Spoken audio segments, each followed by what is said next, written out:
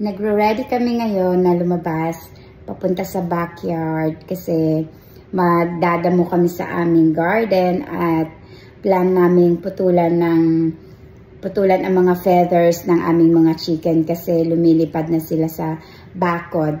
Kaya samahan niyo kami sa aming munting garden. Say hello! So, nagputol na ng mga damo si Daddy at sinet up na rin niya ang aming canopy dito malapit sa garden para kay Fawn. Tapos, isi-set up namin ang mini pool ni Fawn pero hindi namin siya lalagyan ng tubig kasi mag-stay siya dito. Look! Wow! So, kung nakikita nyo itong mga to, ang daming damo, umuulan everyday pero sobrang init. Tapos, yung soil namin dito hindi maganda. So, kailangan pa namin maglagay ng organic soils. Yan. Daming work na gagawin pero nakaka-enjoy mag-garden. So, umili kami ng portable na chiller para sa pagdadamo namin.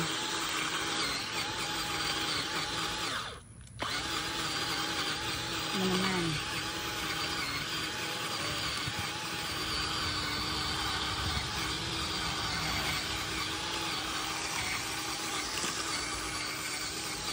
Nothing more without love and life being shown on video.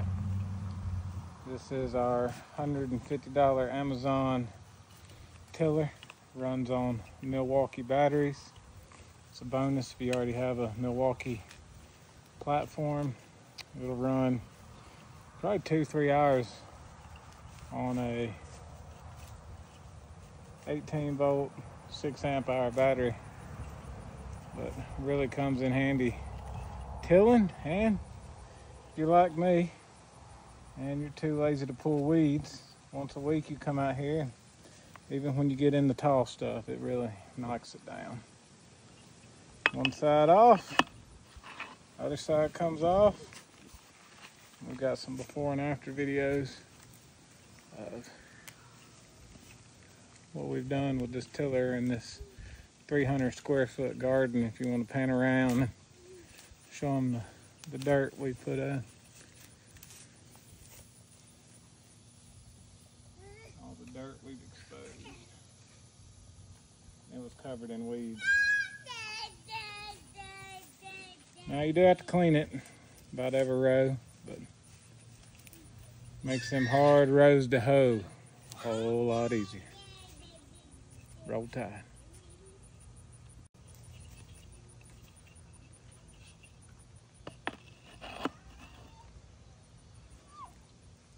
Easy peasy.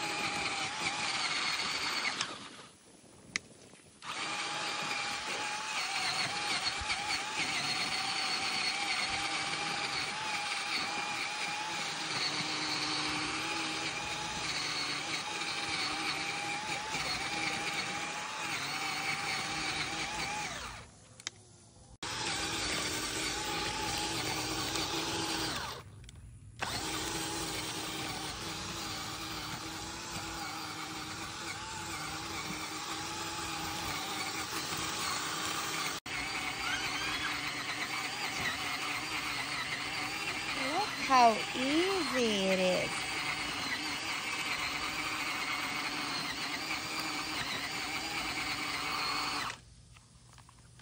Tinanggal namin yung mga squash at magtatanim ulit kami ng panibago. Pati yung mga cabbage namin, tinanggal na ulit namin. Tataniman na namin ulit ng panibago. Tapos yung beans. So, yan. Then, 1, 2, 3. So from here over till, and then there's no point in doing that because that pepper plant, that cabbage will kill that pepper plant. So that'll be our new walk area through there. But till from here down to there and till all this grass right here, and then we're gonna pull it flat like we've been doing. alright, let's do it. So we planted the new squash in here. We're planting some new lettuce bowl right here. Look. Our arugula's coming up really good over there.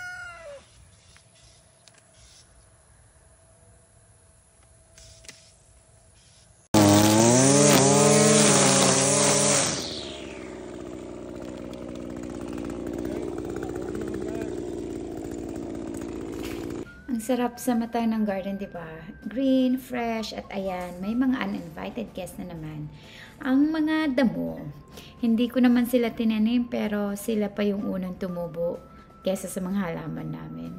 Kapit na kapit lang, feeling niya permanent residence siya dito sa garden namin. Halaka! Well, weeding para siyang self-care, pero in business pa, pawis ang putik ang kasama mo. O diba, ang linis na, nakakahinga na rin ng mga halaman at pati na rin kami kahit konting linis lang, may space na ulit para sa mabubuting bagay. Parang life din, no? Salamat sa pagsama sa amin mag-garden today. Huwag kalimutan magbunot ng damo sa taniman man o sa puso. Magandang araw!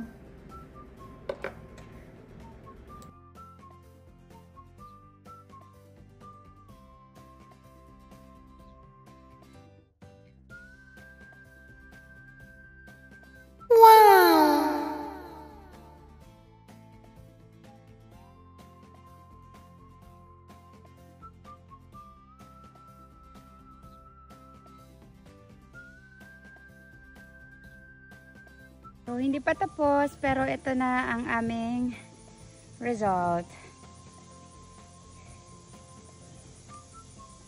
Magtanim ay hindi biro. So, shout out talaga sa ating mga hardworking farmers. Final result.